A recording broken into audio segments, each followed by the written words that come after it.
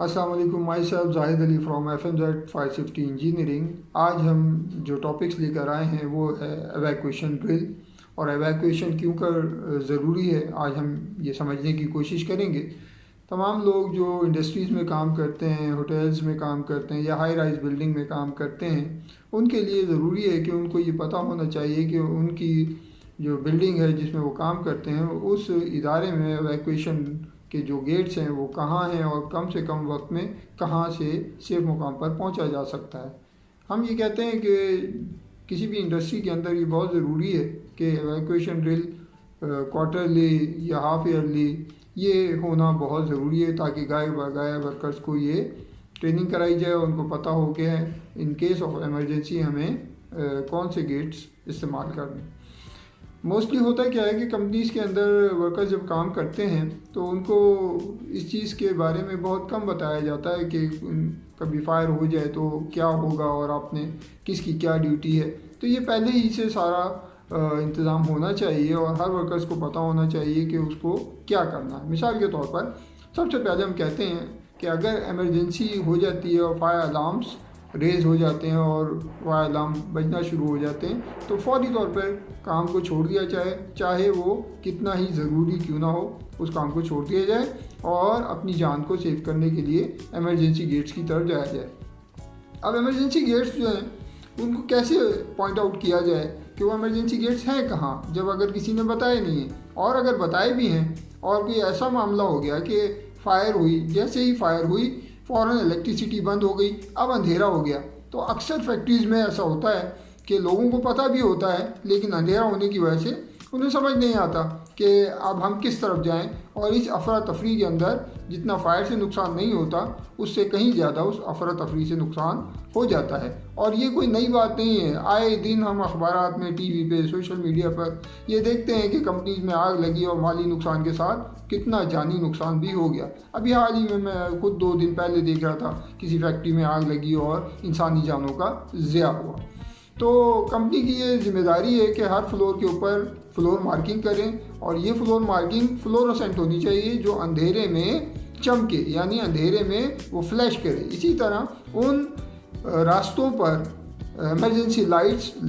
Battery backup पर लगी होनी चाहिए, वहाँ तक जहाँ तक वो इमरजेंसी गेट्स मौजूद हैं। उन तमाम रास्तों पर इमरजेंसी की लाइट लगी हो और वो बैटरी बैकअप पर हो। इसी तरह जो फायर अलार्म सिस्टम लगा हुआ है वो सिस्टम भी कम से कम 30 मिनट्स बैकअप उस पर बैटरी बैकअप होना चाहिए, ताकि जब लाइट्स बंद कर दी जाए, बिजली बंद कर दी जाए, तो वो बैटरी बैकअप पे सायरन जो है वो बजते रहें और वर्कर को अवेयरनेस हो जाए कि भाई इस वक्त ये कंटिन्यू सायरन बज रहे हैं, इसका मतलब है कोई इमरजेंसी हो गई या फौरी तौर पर निकलना है। और ये भी हम आपको बताते चलें कि किसी भी इंडस्ट्री में आप काम करते हैं वहाँ पर जो सेफ टाइम है एवैक्यूएशन का वो 3 मिनट का टाइम है कि 3 मिनट के अंदर बिल्डिंग को खाली कर दिया जाए। अगर 3 मिनट से ज़्यादा होते हैं तो फिर नुकसान होने का अंदेशा है। और ये 3 मिनट आप कैसे मीट कर सकते हैं? अगर हमारे इदारे ने उन रास्तों को सही तरह से फ्लो मार्किंग की हुई है और वो फ्लोरोसेंट हैं, इमरजेंसी लाइट्स लगी हुई हैं और इमरजेंसी गेट्स जो हैं उन पर पुश बार लगे हुए हैं। अच्छा, पुश बार क्यों लगे होने चाहिए ये भी आज हम आपको बता दें। पुश बार इसलिए इमरजेंसी गेट्स पर होना ज़रूरी है क्योंकि ये सिर्फ और सिर्फ अंदर ही से खुल सकते हैं, अगर बाहर से कोई इनको खोलना चाहेगा तो ये दरवाजे नहीं खुलेंगे। इसलिए हम कहते हैं कि इमरजेंसी गेट्स के ऊपर पुश बार लगा होना चाहिए ताकि जब लोग इमरजेंसी में रश करें तो ये फौरी तौर पर बग़ैर वक्त ज़ाया कि ये खुल सकें। और ये मैनेजमेंट की जिम्मेदारी है कि हम वक्त ये चेकिंग रखें कि इमरजेंसी जो गेट्स हैं उनके आगे कोई ऑब्स्ट्रक्शन तो नहीं है, कोई रुकावट तो नहीं है, और अगर कोई चीज़ है तो उसको वहाँ से रिमूव किया जाए। अब वर्कर जब ये तमाम फैसिलिटीज़ उसको मिल जाती हैं और रोशनी का भी इंतज़ाम हो जाता है तो वो आसानी से इमरजेंसी गेट तक पहुँच जाता है। और जब इमरजेंसी गेट पर पहुँचेगा वर्कर की जिम्मेदारी ये है कि वो उस एरिया में पहुँच जाएं जो उनके लिए मखसूस किया गया है कि अगर खुदा न खास्ता कभी इमरजेंसी हो जाए तो लोगों ने कहाँ जमा होना है, ताकि वो एक ऐसा मुकाम हो जहाँ पे ये पता चल सके कि जो फैक्ट्री में सारे लोग काम करते हैं जो उस दिन यानी उस डेट के अंदर जो आज फैक्ट्री के अंदर आए थे क्या वो तमाम के तमाम फैक्ट्री से निकल कर सेफ मुकाम पर आ चुके हैं, और आ चुके हैं तो उनकी कोई एविडेंस होना चाहिए। वो एविडेंस कैसे हो सकता है कि हर डिपार्टमेंट के जो हेड्स हैं, अगर वो असेंबली एरिया के अंदर उन्होंने ये डिज़ाइन किया हुआ है कि एक एरिया यहाँ पे खड़ा होगा, दूसरा यहाँ, तीसरा यहाँ, चौथा यहाँ, तमाम जो डिपार्टमेंट्स हैं उनको मार्किंग की हुई है असेंबली एरिया में, तो लोगों को भी पता है अगर ड्रिल होती रही है तो वो फिर उसी जगह पर आएंगे और कतार बना कर खड़े हो जाएंगे, और जो सुपरवाइज़र या जो मैनेजर जो उस डिपार्टमेंट को हेड कर रहा है, फिर वो उसकी ज़िम्मेदारी है कि वो उनको हेड काउंट करे, और हेड काउंट करके फिर वो फायर सेफ्टी के जो लोग, चाहे इंडस्ट्री के वो फायर सेफ्टी का स्टाफ है या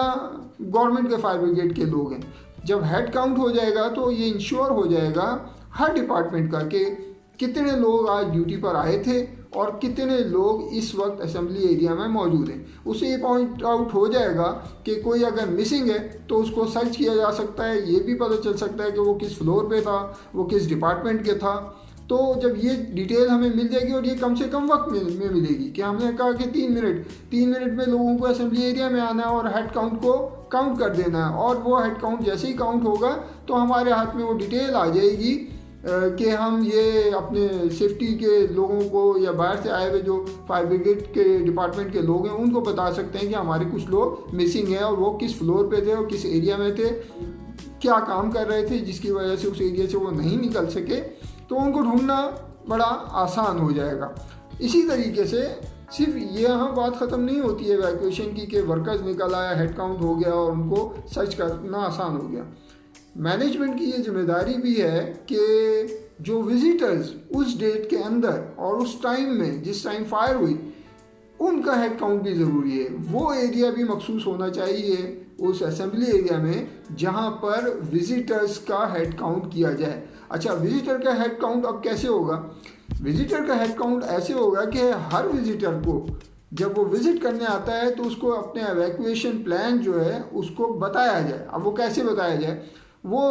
एक तो आसान तरीका ये है, जो विजिटर कार्ड्स होते हैं जो किसी भी फैक्ट्री में एंटर होने के लिए विजिटर को दिया जाता है, तो हम ये कहते हैं कि उसके बैक के ऊपर आपका उस एरिया का मैप, जिस मखसूस एरिया में उस विजिटर ने जाना है उसका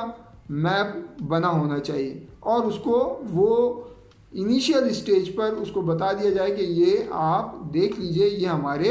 इमरजेंसी गेट्स, हमारा मैप जो इमरजेंसी का है वो ये है जिस एरिया में आप जा रहे हैं। इस अवेयरनेस को अगर हम अपने मेन गेट से शुरू करेंगे तो फिर विजिटर्स को भी पता होगा कि अगर इमरजेंसी हो गई है तो फिर उन्होंने किस एरिया में जाना है और कहाँ खड़ा होना है, और उनको गेट्स का भी पता होगा और वो आसानी से उन गेट्स तक पहुँच जाएंगे, उनका भी हेड काउंट हो जाएगा।